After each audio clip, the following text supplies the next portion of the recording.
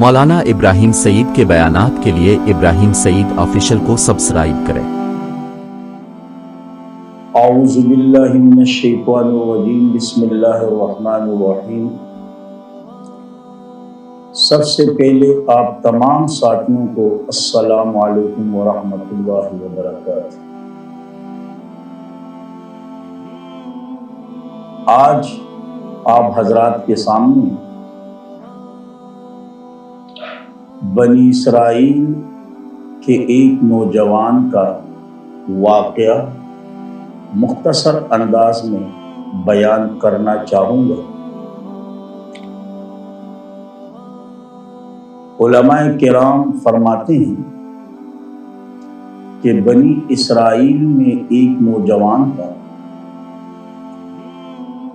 کہ جس میں ہر قسم کی برائی موجود تھی،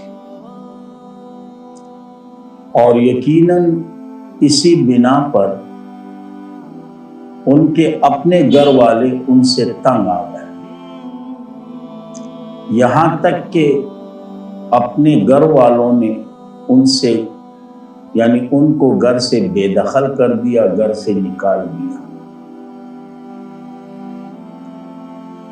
لیکن باوجود اس کے وہ برائیوں سے باز نہ آیا، بلکہ ان کی برائیوں میں روز بروز اضافہ ہوتا رہا،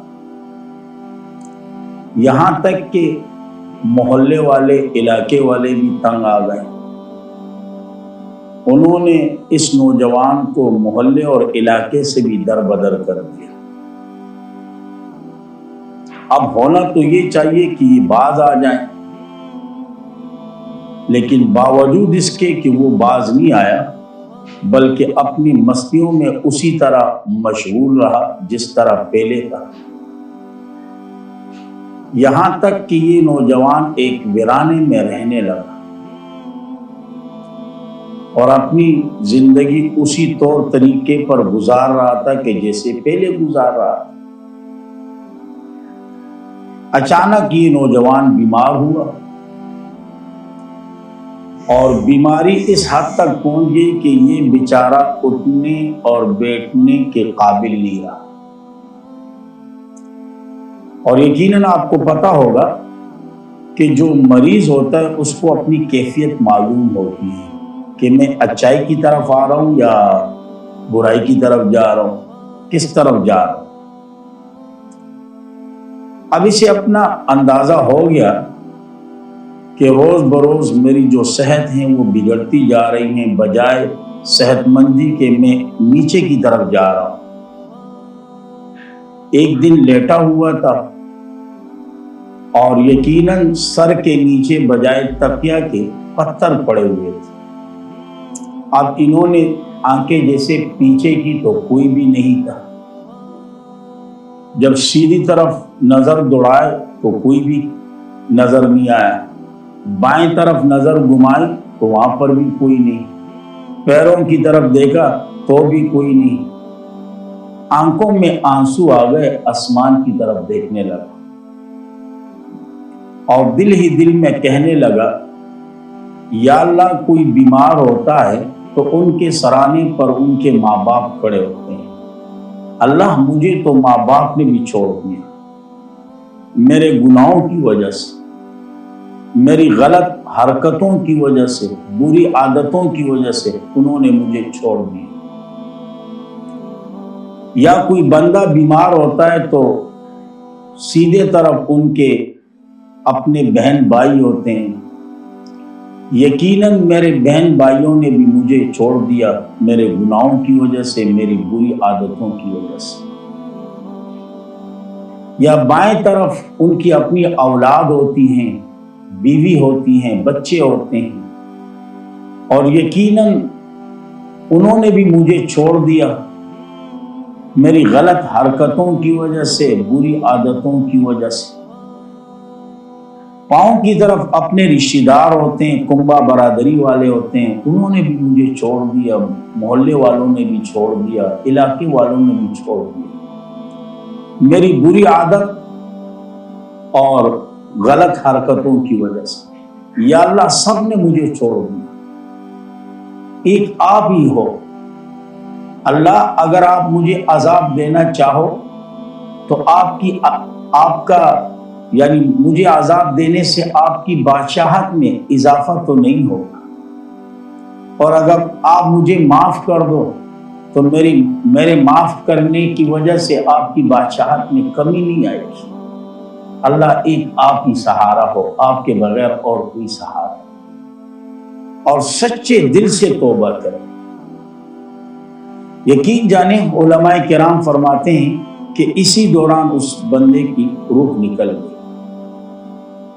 اللہ نے موسیٰ علیہ السلام کو وحی کے ذریعے اطلاع دی کہ موسیٰ فلاں ویرانے میں میرا دوست پڑا ہوا ہے،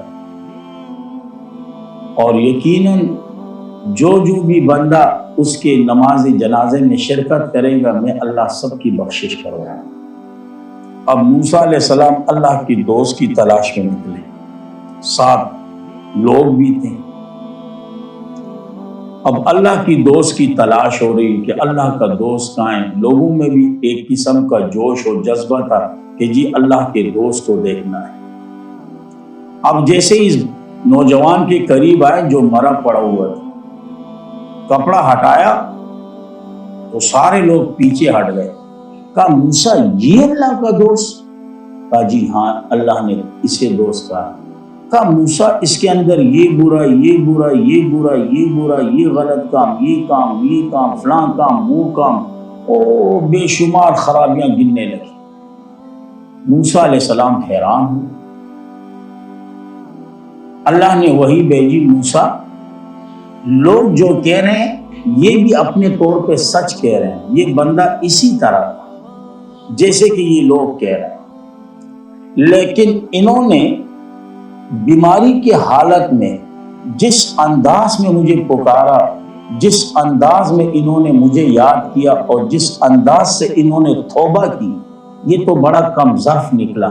اگر اس وقت یہ پورے عالم کی بخشش کی دعا کرتا تو میں اللہ کریم کا جو جذبہ ہے نا، جوش، وہ اس قدر انتہا کو پہنچ چکا تھا کہ سب کے سب کو معاف کر دیتا،